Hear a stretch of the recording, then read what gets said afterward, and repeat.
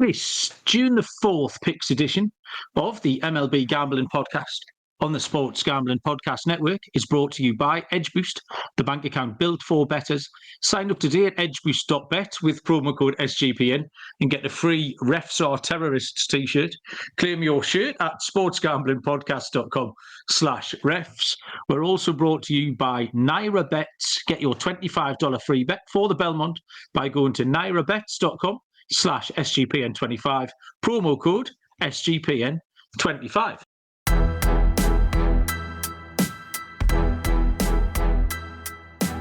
Welcome, everybody, to the MLB Gambling Podcast on the Sports Gambling Podcast Network. Today is Tuesday, June the 3rd. We are here to handicap a full slate of action for Wednesday, June the 4th. It is back-to-back shows. The Monday special is now a Tuesday special. Dylan must be doing something. Joining me for the second time in tonight. It's a pleasure, Mr. Lonte Smith. Lonte, how are you? Pretty good, Mal. Man, we got the ironic time of we handicapped the games yesterday, and it's the same games today. So basically, just handicapping the pitchers. Yeah. But yeah, hopefully we can get some wins today, and then it'll roll over into tomorrow. So I'm looking forward to it, man. Hope you're doing well, also. We've been talking about that in the comments. There's a few people here already waiting for this show, and we've been talking about it is difficult when there's four hosts and the schedule changes, people have got things to do, but when you have that back-to-back spot and nothing's changed. I mean, there was 7 games on Monday. Before we did the show yesterday, Lonnie, I kept saying I keep finishing one game under 500 every day, and I went 3 and 4 again. And I still don't really know how, because the one that killed me was the Giants to beat the Padres. The Giants limit them to 1 run, which was the handicap. And 9 times out of 10, they'll score 2. Yep. And they couldn't. And it was 3 and 4. Even the games that looked like going way over before I went to bed, Angels scored 6 in the top of the first, and that one got a bit hairy. The Marlins-Rockies was on 5 in the second inning, and that only just scraped over in the end. So even the ones that looked like easy winners, I struggled a little bit. But I feel confident about our Monday pick, so we can back it up with this tonight. We got a few faces in the chat tonight. Jason was first in. Eli joined him as well. And we've got a couple of faces that are new to me. 3-time has joined us 3-time. Welcome along. Nice to have you. And Bennett, wait as well. Bennett is a Diamondbacks fan. Yes, Bennett, the Diamondbacks were firmly on the naughty step for me last week. They did get me knocked out of the Survivor, the season-long Survivor. The D-backs were my 3rd strike. So, yeah, I'm not particularly pally with the D-backs at the moment. But we'll get stuck into these games. Let me tell you first, the Stanley Cup final is here. The Hockey Gambling Podcast is giving away a NHL jersey and $200 in SGPN gift cards. Enter for free at sportsgamblingpodcast.com/Stanley Cup. Wednesday's cards, we've currently got 4 games off the board, including the first 2 we're going to handicap here, which is a little bit of a drawback. I don't know why Colorado Miami's off the board. I've seen the pictures listed all day. Plenty days ball, thankfully, for me to get my teeth into. So we will do our very best, starting with a nice and early first pitch, 12:10 Eastern, between the Colorado Rockies and the Miami Marlins. It is left-handed pitcher Kyle Freeland for the Rockies. For the Marlins, it will be Cal Quantrill. Unfortunately, as I said, no lines on this one. If you can say any, Lundy, shout them up, but I don't think there are any. Colorado made it to 10 wins last night. I did state last night there should be 7-1 every night to win. And they looked beat when I went to bed, and they managed to fight back and get 1 on the board. So they've eventually hit double digits. Kyle Freeland is impossible to recommend, unfortunately. 0-8 with a 5.72 ERA. Colorado, really quite impossible to recommend. The fact that they won a game kind of makes me like them even less. Do you know what I mean? Because that's it for the week now. They've won one, and I'm going to have another 10 nights off, and they'll get one next Thursday when you least expect it. So the chances of them going 2 out of 3, depending on what happens on Monday night as well. So the road record has improved to 4-28. Still not something I'd be rushing to the window for. Only 2 of Freeland's 12 starts didn't end in run line defeats. So 10-2 on the run line. Cal Quantrill has quietly been a little bit better this month. He's had 5 starts last month, 5 starts in May with a 3.18 ERA. And I'm happy enough to take Miami to cover the run line. Quantrill is 7-4 covering that run line. And like I say, Freeland is 2-10, the opposite way around. So, yeah, I'll take Miami to cover a handicap, Lonte. Yeah, so I see Miami minus 130, plus 110 for Colorado, 8.5 total, even money to the over. That's what I see on FanDuel. Minus 130? Yeah, I think that's low as well. Me, that's a great price. Yeah, it is. So I like Miami. I like them in the first 5 as well. I'll lay the half a run. I like the over. You talk about Freeland. I mean, he's not won a game since September of 2024. He's got 6+ hits in 7 straight games. Quantrill, you talked about, has been really good. In his last 3 starts, he's allowed 4 combined runs, 2.70 ERA in that span. At home, he's had 2 or less in 3 straight. And this was against San Francisco, Tampa, and the Dodgers. Now, I know San Francisco's offense has not been good as of late, but that's still a decent offense metric-wise. Quantrill does have length issues, but I mean, I don't trust Freeland at all. I think Miami can put up 4 or 5 in the first 5 innings and have Quantrill pitching comfortable where he's not afraid to make a mistake or 2, maybe give up a base hit or an extra base hit to get a run across for Colorado. But I do like the over. I think Miami's too short. I'll take Miami first 5. Okay, thank you, Lonte. TVDBJ has made it into the chat for the first time in ages. Trev, missed you. Welcome to have you back. I had a little bit of crack with Trev on Twitter last night because I think he backed the Red Sox and wasn't particularly happy that the Angels were 6-0 up in the first. That made me giggle a little bit. I wanted to talk about the Angels, actually, because I quite enjoy Mike Trout. But we'll actually get to Trev's Brewers next. 12:40 Eastern first pitch is the Milwaukee Brewers at the Cincinnati Reds. Milwaukee are officially TBD. The Reds will throw left-handed pitcher Andrew Abbott. 2 to 4 games off the board, unfortunately, unless you see any prices, Lonte. But I haven't seen... Oh, in fact, I've seen Quinn Priester listed for the Brewers. So I did handicap Priester, but officially TBD in no line. So what have you got, Lonte? Yeah, I seen Priester as well. Just no lines, but just to outline, I'll probably be on the under in some aspect. Priester was in bulk relief role in his last outing. He has allowed 2 or less in 4 of his last 5. He is a contact pitcher. And Cincinnati's kind of hit or miss with their offense, but Abbott's been extremely good. 8 earned in his 9 starts, 1.51 ERA, no more than 1 earned run in all of his home starts.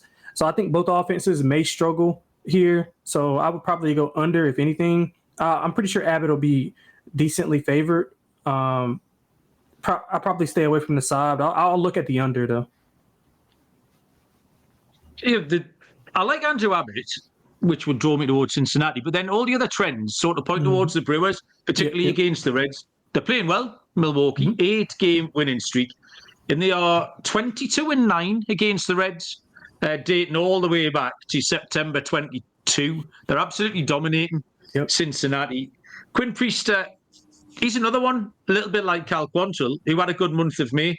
Maximum 3 earned runs in his last 5 starts. He held some decent offenses and he's got a mid-3 road ERA. So no real problems with Priester. But Andrew Abbott's been absolutely outstanding. Only allowed 2 earned runs in his last 5 starts.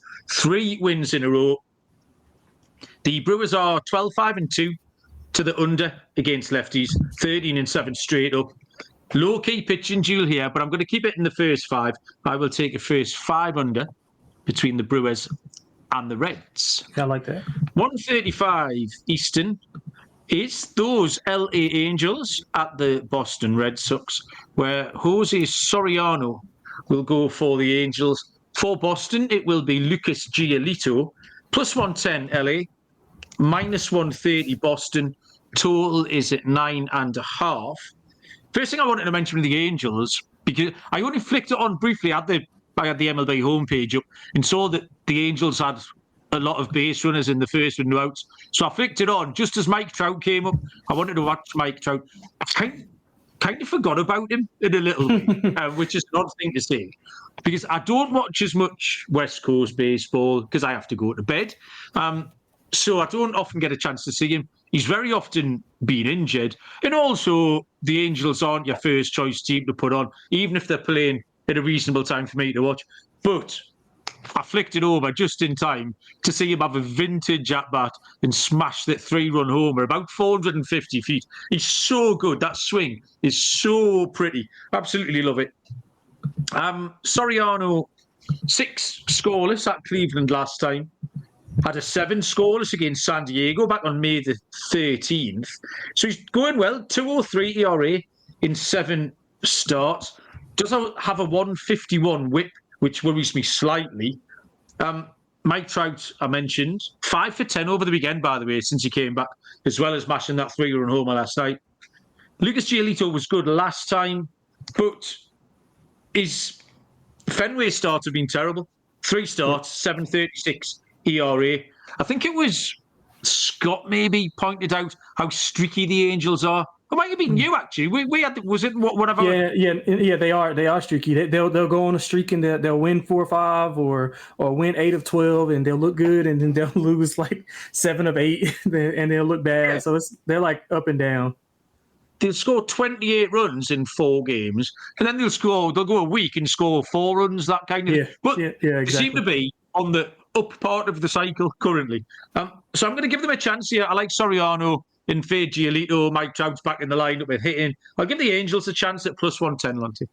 Yeah, I like the Angels as well. I also like the over. Soriano's got a weird like line. So he's given up either 3 runs or 0 runs in his last 7. So like it's either like 3-0, 3-0, 0-3. Like it's weird. It's really weird. And it's the same way on the road. In his last 4 starts, 0-3, 0-3. So that's really odd. And I think he'll go fine here. I mean, Boston's kind of up and down. Giolito, 5 earned runs on the road, 13 at home, 6 earned runs twice in that span. I think the Angels, like you said, this is the part of the season where they're trending up. So I'll take that offense, like Mike Trout being back. Soriano's also had some walk issues, 3+ walks in 5 straight. So he's got a lot of 3s on the board. But I do think both teams can be able to score. I think the Angels and Soriano can maybe outlast Giolito, especially at home. If this was on the road, I'd be more intrigued by Boston. But at home, where Giolito hasn't pitched well, I think we're going to take a shot with the Angels and the over. Quinn Priester walks is a bet that Jason likes. Trev likes Priester on the road. So Priester props is what we're going for there.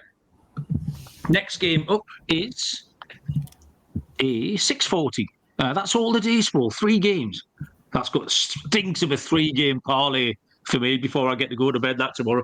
6:40 Eastern first pitch is the Houston Astros at the Pittsburgh Pirates. We have Ryan Gusto for the Astros, and it will be Mike Burrows for the Pirates. Houston minus 130, Pittsburgh plus 110. Lonte, the total is 9. Yeah, I like Houston here, man. I think Houston should be probably about 150-ish if I had to make a line. Burrows, 8 earned runs and in 8 in a third inning pitch. He allowed 3 home runs in both starts. Both of these pitchers don't really give a ton of length. I like the way Houston's been playing. Pittsburgh's been playing pretty well. But again, I think in this specific matchup, I think Gusto, it is still Gusto going, right? Yeah. Yeah. Okay, cool. Just making sure. Yeah. So he's had two earned runs or less and back-to-back starts. Doesn't go a ton of length, like I said. But Houston offensively has been really good. Jeremy Pena's been hitting the ball extremely well. He's actually been stealing a lot of bases also. So I like Houston in this spot. I like Houston in this series. I think I took him yesterday as well. We both took him yesterday as well with Skeens on the mound. So, yeah, I like Houston in this spot. I thought you should be probably about 150-ish. Really surprised at these prices. I looked at trying to factor in like a Houston team total or something because I did think they might be shorter than minus 150 and I wouldn't be able to give them out as a money line play. But at minus 130. I'm delighted. Them in Miami at the top of the card there, minus 130. That's definitely a little parlay in the offing there. Gusto, he's kind of bouncing around between the bullpen and starting. A little bit of long relief here and there. He'll go 3 or 4 innings tops. He's only got one bad appearance. Mike Burrows has had 2 appearances so far, both short, 4 earned runs in both, a 156 whip, not particularly promising. All the total trends point to the under, but I was loath to take the total. It was just a bit of a contradiction there. Now I've seen the prices though. They can get to Mike Burrows. That's not a problem. Houston minus 130. I think it's a lovely bet. We move on. Let me tell you about Edge Boost, the first ever bank account built for bettors, ensuring all gambling transactions are approved.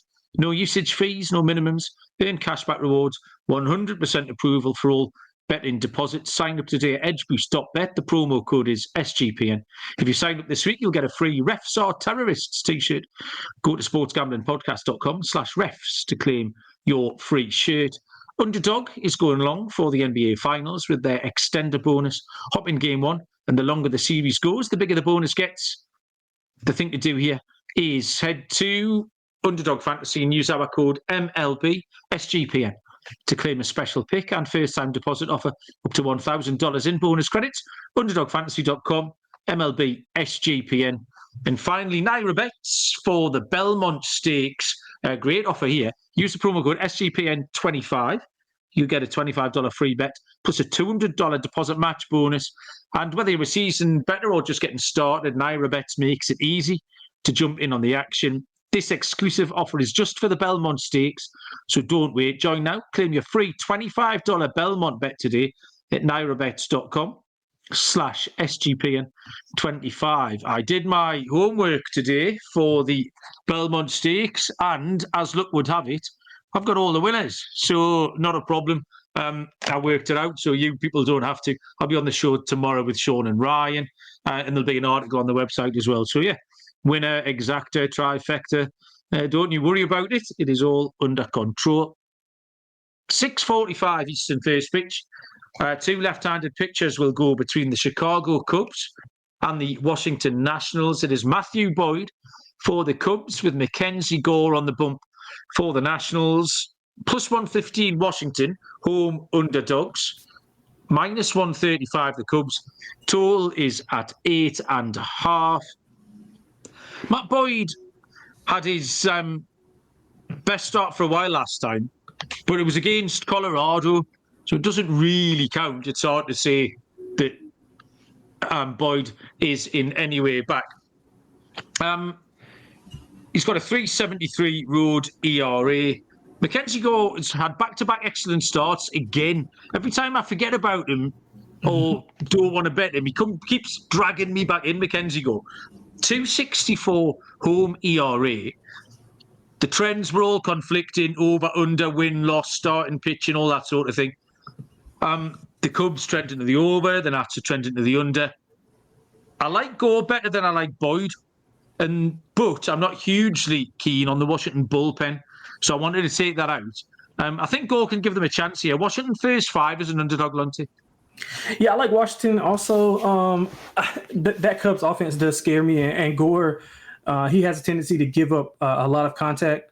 Although he leads the majors in strikeouts, he's still pretty volatile when it comes to that. He's had 8+ Ks in 6 of his last 8 starts, but he has allowed 2 or less in 4 of his last 5. He's coming off 6 scoreless at Seattle, 6 combined hits in those last 2 starts. So he has been a little bit better avoiding the contact.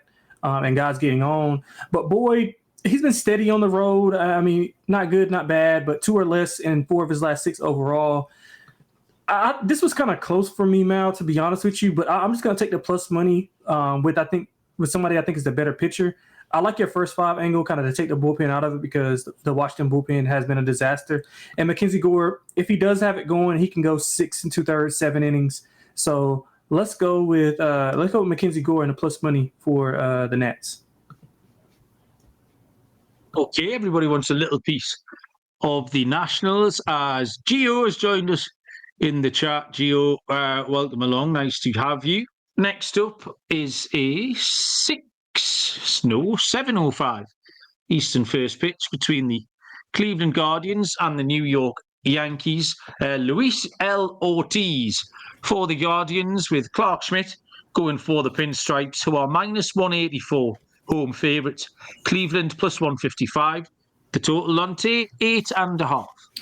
Yeah, I said yesterday this is going to be a Yankee series, so I'm going to continue to trend here. I think Smith can get some revenge, a little bit of revenge. He was roughed up by Cleveland in the April matchup. 6 earned and 4 innings pitched on 7 hits. If you contrast to that, Ortiz wasn't. He was mediocre, 4 earned and 4 1/3. But again, I think the Yankees are in better form than Cleveland is right now. Ortiz has been more consistent as of late compared to early in the season, but his hit rate's still fluctuating. He has allowed 3 earned or less in 4 straight, but it's 0-3 in that span, which shows that Cleveland's offense is kind of not getting it done. I don't really worry about the Yankees offense, especially against Ortiz, who they've seen already, had decent success against him. Smith's had 4 straight quality starts, has not allowed more than 3 runs in 6 straight. That streak started after the Cleveland game. He's also allowed 2 or less in 4 straight at home. So he's been really dialed in at home. Yankees play well at home. I'm going to take the -1.5, Mal, on the Yankees to get it done. Team ride, Lonte. Lots of pointers for that pick you just made. Ortiz isn't pitching badly, 4.40 ERA, but big home road splits for him. And his 6 road games resulted in a 6.39 ERA, 27-17 strikeout to walk rate, which will tell you kind of where we're at with Ortiz a little bit. Clark Schmidt is steady, but particularly at home, as you said, 3.18 ERA, 3.14 in May. Both pitchers are trending to the over, but Ortiz 2-6 to the run line is a dog. That's a good trend. And we like Schmidt going well at home. So I'll take the Yankees run line, same as yourself. Next game is the Philadelphia Phillies at the Toronto Blue Jays, which is a 7:07 first pitch, where Mick Abel will go for the Phillies and Jose Barrios draws the start for Toronto. It's relatively close on the books. -115 Toronto, -105 Philly. Total sits at 9. 100% honestly, I didn't know too much about Mick Abel. I had to have a little scout about. He had 1 start back on May the 18th. It was against Pittsburgh, who at the time weren't scoring any runs, but he was really good. 6 scoreless, 9 strikeouts. The question is, can he repeat it? Do you trust him to repeat it? I do. Like, the show in general has taken these pitchers in early spots before the books catch up with how good they actually are, or indeed before the league catches up with them and they drop off a little bit. These early games is a good time to get them. Barrios has been okay, but he hasn't been as good at the Rogers Centre. It is tricky. The books obviously don't know quite what to make of it, but I'm just going to give Abel a chance. Philly are the better team, but I'm going to give Abel a chance. Barrios is beatable. I'll take Philly at -105, Lonte. Yeah, I'll go the opposite way. I won't love it. I don't love it, but I echo your sentiments about the pitching. Like early on, I think it's better to jump on those guys early on. And he's coming off of a really good outing, 6 shutout innings and 9 Ks versus Pittsburgh. Now, I know Pittsburgh is not the best offense, and Toronto's been trending up as of late. They're right there with the Yankees for that division. So if the Yankees aren't careful, the Blue Jays will be able to catch them. And the Yankees, obviously, we got some pitching issues with injuries and guys in and out of the lineup. So that's a concern. So I think Toronto may need to capitalize on some of these things that are going wrong. Barrios, like you said, he's been okay. He's coming off of his best start of the year, first win since April 7th, 2 or less in 5 of his last 7, 5 combined hits in his last 2.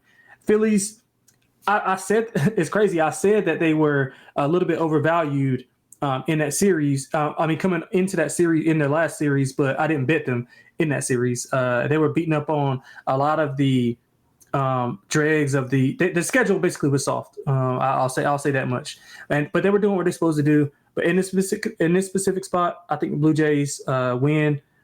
I don't love it. I would love to be. I mean, it's close on the books. I would love to get plus money on the Blue Jays, but I doubt that's going to happen. It's just like disagreement here, Mal. I'll go with the Blue Jays, but it's probably something I won't bet personally. But if I had to make a play, like if you gave me like £100, I would bet it on the Blue Jays. £100. How many dollars is that, Lonte? I have no idea. 130, I reckon. I always get swindled when I'm trying to convert my money. I always feel like I've been shortchanged by you people. 7:15 Eastern first pitch is the Arizona Diamondbacks at the Atlanta Braves. Merrill Kelly for Arizona, left-handed pitcher. Chris Sale will go for Atlanta, who are minus 180, a plus 150 Arizona, and the total, Lonte, is 8. Yeah, I looked under here. I thought the price was a little bit above what I wanted to lay for the Braves. So I looked under. Sale's been in really good form. He's at 6+ innings pitched in 5 of his last 6. If you remember early on, he was having length issues, length issues. Like he wasn't going deeper into games, but he's corrected that as of late. He's been dominant at home. Outside of his first home start, he's been dominating. He's had recent success against the A's. He's 1 earned in 5 innings pitched versus them in April. And if you contrast that to Kelly's had 2 earned runs in 6 innings pitched versus Atlanta in their April meeting. Both of those were home runs and at home. But again, as of late, he's got a high hit rate, has 6+ in 4 of his last 5. He's got the swing and miss stuff going, 8 combined runs in his last 2. So I'm going to go with Atlanta here, but I like the under. I think that both teams maybe struggle to score a bit. I'm not so much worried about the Atlanta defense. I'm worried more so about like if Kelly might blow up and then Atlanta's offense gets going and gets over this number. So I'm going to go under. I don't particularly love it. I wanted to bet the Braves. Maybe I'll just bet them on the run line, but I thought the price was a little bit out of my range of where I wanted to lay. So I'll stay away from the side. Let's go under, Mal. Well, Lonte, we've got back-to-back crossfires here because I've taken the over. Yeah. Merrill Kelly was struggling lately, does look vulnerable, has given up 4 earned runs in each of his last 2 starts. Mm-hmm. Chris Sale's outstanding against last time. 4-0 career against the Diamondbacks with a 2.57 ERA. There weren't many positive trends here. The thing that got me to really push this over was Sale's BABIP. He's rocking a really big BABIP, which has to regress. I think there's got to be some runs coming. So I think Kelly looks vulnerable. Sale is going to regress a little bit. And I don't like the Arizona bullpen. They're rocking a 5.28 ERA. So I just thought all of those things combined might scrape us over. Again, wasn't a strong feeling on it. Those 2 games, that in the Phillies Blue Jays, I agree with you, would be way down my list of things to pick. Circa fantasy football giveaway. What a stunning prize. This is your 12-person league. We'll draft in a cabana at Stadium Swim and be treated like VIPs for the day. Limo ride from the airport. $5,000 tab for your draft at Stadium Swim. There's a Legacy Club party, all sorts of things for you and your 11 league mates to enjoy. You can always get 15% off at all Circa properties with the promo code SGP15. Enter the Ultimate Fantasy Football Contest for free at sportsgamblingpodcast.com/circa. That's sportsgamblingpodcast.com/CIRCA. And you've heard us talk about Rhythm before, but they just dropped a game-changing feature called Power Trends. These are AI-detected patterns where Rhythm's model is consistently won and has a high ROI. For example, a strikeout prop that's hitting 59% of the time when the line and win probability hit a certain range. Power Trends are updated daily and exclusive to Rhythm. Download the Rhythm app. Get your 7-day free trial, sportsgamblingpodcast.com/rhythm. And finally, mybookie.ag, your place to bet on every sport, including the NBA Finals. MyBookie's got loads of locations available for customers. Crypto for really fast payouts. Head to mybookie.ag, promo code SGPN for a 100% deposit match up to $1,000. T's and C's apply. That's mybookie.ag, promo code SGPN. 7:35 Eastern first pitch is the Texas Rangers at the Tampa Bay Rays. Officially TBD for Texas, but I think going to be activated from the IL is Kumar Rocker. Shane Baz is confirmed for the Tampa Bay Rays, who are minus 126 favourites. Texas plus 108, and the total is at 9. So, yeah, Rocker has been away since April the 23rd. And really, it's a chance for him to start again because he didn't start particularly well. Being away, came back. He had an 8.10 ERA in 5 starts before this absence. So, until I see what Rocker's got, I don't want to be betting him particularly. Shane Bass has settled down a little bit in back-to-back wins in his last 2. Still needs to limit his walks. They're still a problem. But Baz is 7-3 to a first 5 over. And I can't trust Rocker yet in his start. So first 5 over just looks like a nice play here for me, Lonte. Yeah, I agree with that. I like the full game over. Baz has a lot of home run issues. There's a lot of home run in 6 straight, 2+ in 3 of those, 7 home runs in his last 4. Fairly inconsistent. 5+ earned runs in 3 of his last 4 home starts.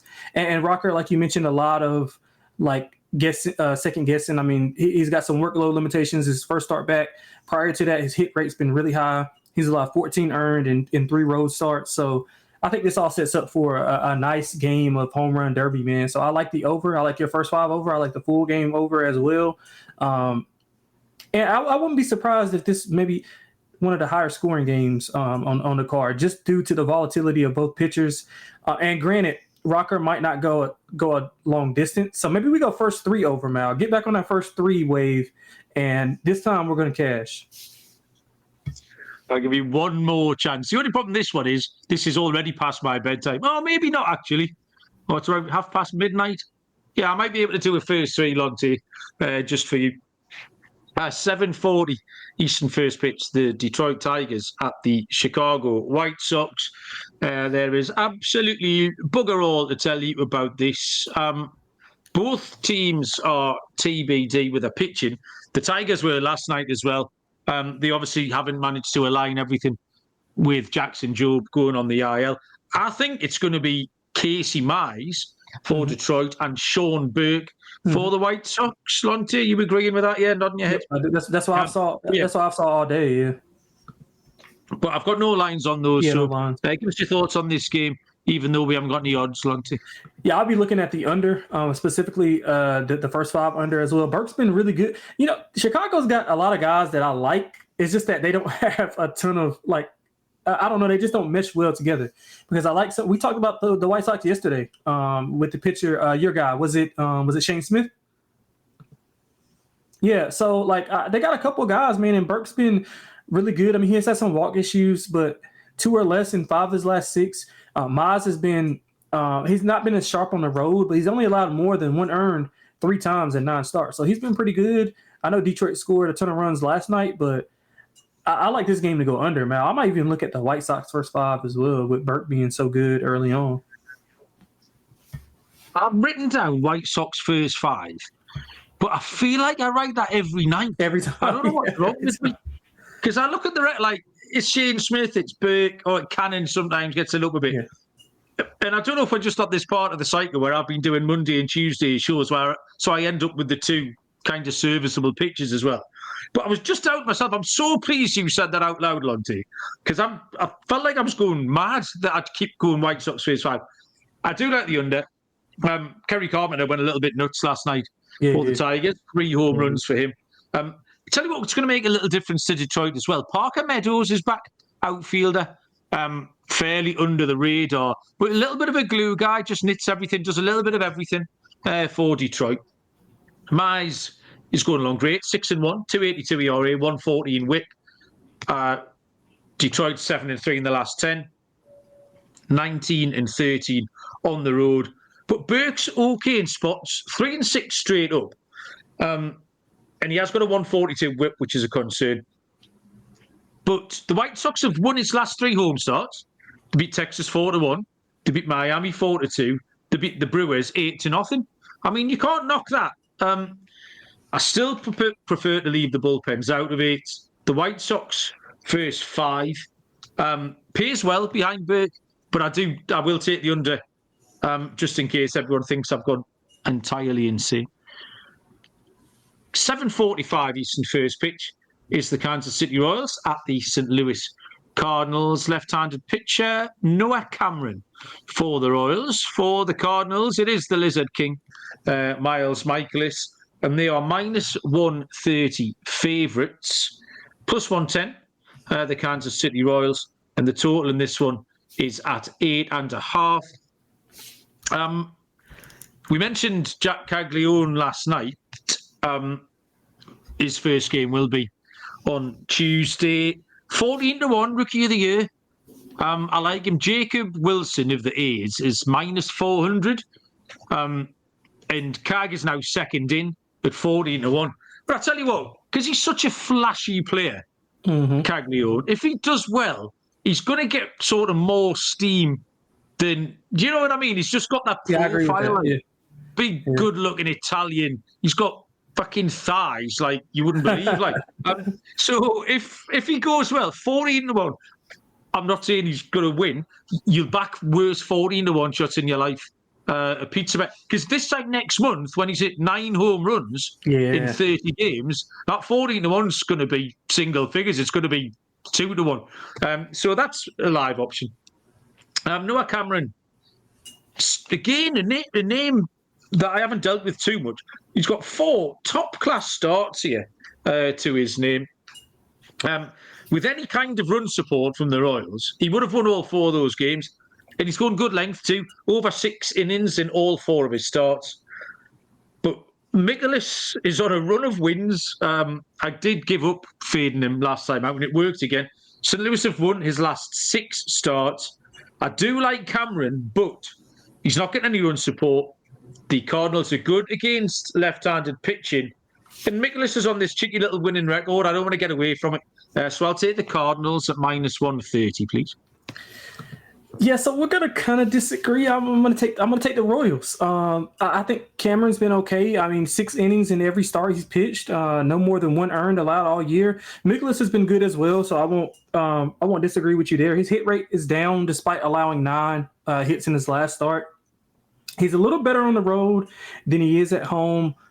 He has had 1 earned run or less in 5 of 7. 3 of those were scoreless, which brings me to the under. So let's say this: I like the under more than I like the side, but just like these 2 teams to me, Mal, like are polar opposites of each other. St. Louis is more offensively dominant and Kansas City is more defensively dominant. And as of late, Kansas City has been the more offensive driven team. They're hitting above 270 in the last 10, whereas St. Louis is hitting under 220 in their last 10. So Kansas City's offense is kind of coming along. I think Cameron provides a decent spark for them to not have to go to the bullpen so early. So I'm going to take a shot with Kansas City. I like the under as well. 2 of the 3 games earlier in the year did go under. It was 4 combined runs in the last 2 meetings, so those went way under. So let's go Kansas City and let's go under here. We've very much gone in separate directions on the bottom half of this card, Lonte. 9:40 Eastern first pitch is the Baltimore Orioles at the Seattle Mariners. It is left-handed pitcher Cade Povich for Baltimore, with Emerson Hancock being given the ball for Seattle. Minus 140 the Mariners, plus 120 the Orioles. The total is 8. And I know what you're going to pick here, Lonte, so tell us all about it, and then I'll let you know if I was right. Yeah, man, I like Baltimore here, man. I thought we talked about it yesterday. I'm big on Baltimore this month. I think they've been going in the right direction. Maybe those games against the White Sox and the Rockies kind of helped them confident-wise, but offensively they've been a lot better. The pitching has to get better, and, I mean, I don't know if they have the horses to do so, but Seattle in this spot, I think Seattle's kind of hit a little lull in the season where they're waiting on some guys to come back, and they'll be a bottom team for me probably next month or when they get those guys back. But Hancock's not been good at all. I mean, 5.64 ERA. He's got a high hit rate, 6+ Ks in 4 of his last 6, 5 home runs in his last 4, which goes right into why I think Baltimore should be able to have offensive success here. They're hitting 250 in their last 10, 260, in their last 10. They're 250 versus righties, so pretty good against righties. Povich has been kind of up and down. It's like a mixed bag. It's kind of some good, some bad. 3 earned or less in 4 of his last 7, but in those other 3, he allows 17 combined. So it's literally a mixed bag. I'm going to go Baltimore at the plus money, and I'm going to go over because I think both pitchers are volatile. Like I said, I think Baltimore offensively should be able to get going against Hancock, who's not been he's not been successful as of late and allows a ton of contact. And I think Baltimore offensively is the better team as of right now. Seattle's kind of downtrending on the offense. So let's give me Baltimore at the plus money and give me the over. Was the pick I thought you were going to make, Lonte, so I'm pleased about that. But you've also taken my play, which is the over. And the handicap was the same as well. Unreliable is the word I used for Povich, which you backed up there. 5 earned runs last time, 5.29 ERA. Has been better on the road. Gives you a little bit of hope for your Baltimore pick, 3.04 ERA.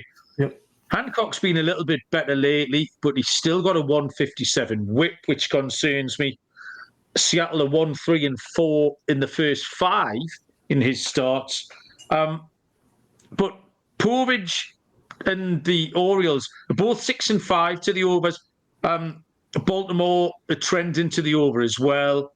Both starters are profitable straight up to the over. Povich 7-4, Hancock 5-3. So it's going to be over 8. And I'm going to make a little prediction here. There's going to be one wild half inning. Someone's going to put up a 5 or 6. This is how we're going to get this done. Oh, yeah, shot, man. I like that. Well, they're both so unreliable. Someone's going to put up a 5 or a 6 run inning here. So that's my understanding of that one. Now we've got 3 games left to handicap here. Next is a 9:45 Eastern. First pitch between the San Diego Padres and the San Francisco Giants, where Nick Pivetta starts for the Friars. For the Giants, it is left-handed pitcher Kyle Harrison. It's a match on the books, -110 each of 2, with the total Lonte 7.5. Yeah, I mean, I think you got to just keep betting this game under and betting both of these teams under because, I mean, San Diego's been their metrics look good, but like I said yesterday, they haven't looked the part. They do hit righties pretty well, 254 versus righties. Pivetta's had 3 straight quality starts, 2 or less runs allowed, and all of those 2.74 ERA, fluctuating hit rate. But San Francisco, man, their offense just fell off a cliff. 1.8 runs per 9 in their last 10. Harrison's 2 earned in 9 innings pitched as a starter. He's coming off 5 scoreless. This will be the best offense he's faced. I mean, and that's, they haven't been as good lately, but according to what he has faced, is a step above. So I'm wondering how he kind of performs here. Both teams hitting under 210 in their last 10. This was pretty easy for me, Mal. I think that the books are correct. It's kind of a flip a coin type of game, but I think the total is too high, man. I think you got to keep going under. Yeah, completely agree. Backed up slightly by me being annoyed at that 1-0 game last night. I just didn't see why we'd need to change it. I mean, it was the Giants and Tigers was the series we talked about last week, being the run prevention kind of game, because the Giants have just entirely stopped scoring. Nick Pivetta has got 3 good starts in a row, 2.74 ERA, 1.01 whip. Harrison's also been okay, 2.51 ERA, 0.98 whip. The Padres 13-5 straight up to the under against lefties. The Giants 24-18 straight up against righties to the under. We saw a 1-0 last night. The Padres have an MLB leading 10 shutouts as well, by the way, so they can absolutely shut another team down. Yeah, we'll carry on rolling with the under 7.5. The penultimate game on the show is a game that is off the board, unfortunately, 10:05 Eastern, between the Minnesota Twins and the Athletics. Zebby Matthews is confirmed for the Twins. The Athletics are TBD, although I think it's going to be lefty Jeffrey Springs, Lonte. You got Jeffrey Springs going? I have Springs as well, yep. But I don't see any lines. I don't know if you do. But yeah, Matthews versus Springs, Lonte. Yeah, I didn't see a ton, but I was going to take a shot with the A's in this spot. I'm not particularly a fan of Matthews. 10 earned in his last 3. He has some good swing and miss stuff, but I don't really trust him in the spot. I know Springs is coming off one of his worst starts of the year, 6 earned in that start. But prior to that, he had 7 combined earned in the previous 5. So I think his hit rate's kind of fluctuated, but I think the A's will be able to kind of get things under control. I know Minnesota's been really hot as of late. but A's hitting the ball well, right above 250 the last 10. They hit righties pretty okay. So, Mal, I'm going to take another first three special, man. I'm going to take Springs and the A's, first three and first five. Well, I'll definitely be in bed by this point. Minnesota, Buxton's been going really well. 5 ribbies last night. I think 9 in his last 5 games. And he's stealing loads of bags as well, by the way. He's running 10 times as much as he was last season, Byron Buxton. So have a little look at that. Zebby Matthews hasn't settled down. He's had 3 starts, giving up 10 earned runs. Do like him. I think there's better days ahead. He was better for longer last time, actually. I think they left him in the game a little bit too long, and he eventually got tagged for one. But he had pitched well, so the stat line on that last outing wasn't as bad as it looks, I don't think. Jeffrey Springs had been going well until his last start, but he's really struggling at home. He's got a 5.88 ERA. So with Matthews going over, the Athletics have a strong over trend against righties. I don't know what the line is, obviously, but I think there'll be runs in this game. Final game on the card. I will go all the way back to the top of the page. 4A Cowboy time, 10:10 Eastern first pitch between the New York Mets and the LA Dodgers. Griffin Canning gets the start for the Mets. For the Dodgers, it will be Tony Gonsolin. -150 faves, the Dodgers. +125, the Mets. Total is 9.5. The Mets won in extras on Monday night. Paul Blackburn, who's a pitcher we liked a lot on the show, back from the IL last night through 5 scoreless.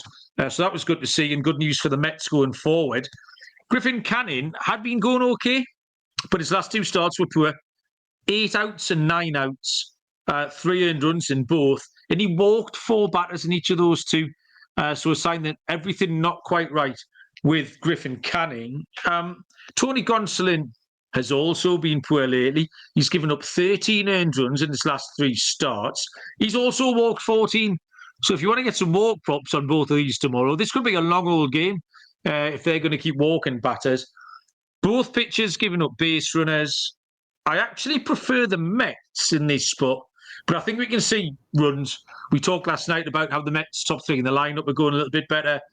Shohei Ohtani, 17 homers in his last 31 games. That's a madness. Absolutely flying. So the total's high, but it's high for a reason. And I think in swing a shootout here. I'll take over 9.5, Lonte. I like over as well, Mel. I mean, the Mets are averaging about 4 runs in the 4 matchups versus the Dodgers this year. You talked about Gonsolin's not a guy that I particularly like. He allowed 4 home runs in his last start, still won that outing. Just shows how potent that offense is. He's allowed at least 4 in 3 straight, like you brought up. He did allow 4 in 5 innings pitched versus the Mets last week, 13 hits in his last 2 games. So that's been up. But the Dodgers offense, man, just too good. 272 versus righty, 6.1 runs per 9 against him in that span.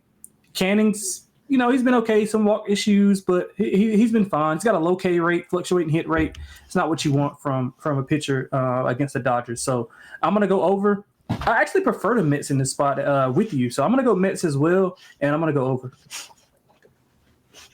Okay, we finished. We had a little wobble in the middle of the card, Lonte, but we started strong and we finished strong together. Now, because we've gone 2 nights in a row, it's easier for me to remember whose turn it is to go first. So it's definitely your turn to go with the lock and dog first, Lonte. Yeah, so, man, let's go with something that I never thought I would make a lock. Let's go -130 on the fish tomorrow. I think -130 is pretty low. Sorry, Mel, if I took that from you. I know you like that as well. That's the rules, mate. I did it to you last night. Yeah, but I think -130 is a little bit short. I wouldn't be surprised if this goes off, -140, -150. Obviously, Quantrill and Freeland is not the ideal matchup. It's not, Sandy Koufax or Tom Glavine or anybody back in those days. But I do think that Quantrill has been the better pitcher as of late. I do think, obviously, Miami's been susceptible to some hiccups like they saw last night. But that, like you said, I thought you brought up an interesting angle. That makes me even more inclined to bet them here. So -130 for the fish is going to be the lock. For the dog, I'm going to go to – I think I gave out Baltimore last night, so I'm not going to give out Baltimore again. I'm going to go back and fade the Dodgers, although I bet them tonight. I'm going to go with the Mets plus 125 as my dog for all the reasons that we just brought up. I'm just not a fan of Gonsolin. I think it's going to be a shootout like you talked about. I just don't trust Gonsolin at the end of the day. I mean, I know the Mets offense is potent, but I'm going to go with the more consistent pitcher, and I'm going to take the Mets at a plus price. So there was two -130 favourites that I loved early in the card. You've taken one in Miami, which means I can take the other one as Houston. Ryan Gusto against Mike Burrows. I mean, Mike Burrows isn't or hasn't been particularly good. Gusto short starts, but they'll be fine. So I'll take Houston in this spot. I think it's a really nice price. My underdog, I'll take Washington on the money line at home to the Cubs. I like Mackenzie Gore. I need to get him right because I have this habit of backing him when he goes badly and the other way around. But I prefer him to Matt Boyd. And the Nationals finished the week quite strongly last week, scored some runs. So I'll take the Nationals at plus 115. Home run prop. We did the last night show. I gave out McMahon of the Rockies against Miami. I'm going to stay in the same series, Lonte. I'm going to fade Kyle Freeland. You have to fade Kyle Freeland. I'm going to go top of the order. In fact, I'm going to call my shot, Lonte. Lead off home run for Xavier Edwards is the answer. We're going lead off home run for Miami tomorrow. Xavier Edwards against Kyle Freeland. And the Rockies, what have you got, Lonte? Yeah, I'm going to go Jake Berger. I'm expecting a lot of runs in that Texas and Tampa series, despite Texas having an inept offense. But I just think that's a complete fade of Boz. I mean, he's had home run issues I talked about earlier. Home run allowed in 6 straight, 2+ home runs allowed in 3 of those 6, 7 home runs allowed in his last 4. And I think Berger is always a prime candidate in the middle of that lineup to hit a bomb. I was going to go with Josh Smith, but I think Berger is a more prime candidate to go. They both might go. I might parlay both of those now. See if that pays me a lot of money. But for this specific pick, we're going to go with Jake Berger. You know, I'd never need any encouragement to take Jake Berger. He was very much one of my guys. I was disappointed when he was sent down earlier in the season. But he's back and looking okay, and I squeezed him into some fantasy lineups this week. So I'll take a home run if there's one on offer. Lonte, we did it. Nice and tidy there. Is there anything else you want to tell the people before we let them go? Nah, man, I'm hoping that we can have back-to-back good nights, man. We've been getting shout. I do the NBA show, and we got a couple people in there who were shouting us out for doing pretty well. So, man, that's thanks to everybody for listening. Man. Yeah, and man, definitely just appreciate it. But it's a long season, man. It's a long season. It's gonna be a stretch where I can't buy a winner. So, just glad to keep everybody afloat. So, yeah, I'm looking forward to more Monday, Tuesday spots, man. Yeah, me too, mate. Thank you very much. Thanks, everyone. Who joined us in the live YouTube. And if you listen to us on whatever podcast platform as well, we do appreciate it. Try and get in the live if you can. It's good fun. Yeah. It was nice to see some new faces in there tonight. Good luck with all your bets. Don't forget the Belmont Stakes show tomorrow. We'll try and give you some winners on the ponies. And we will see you all down the road. Cheers.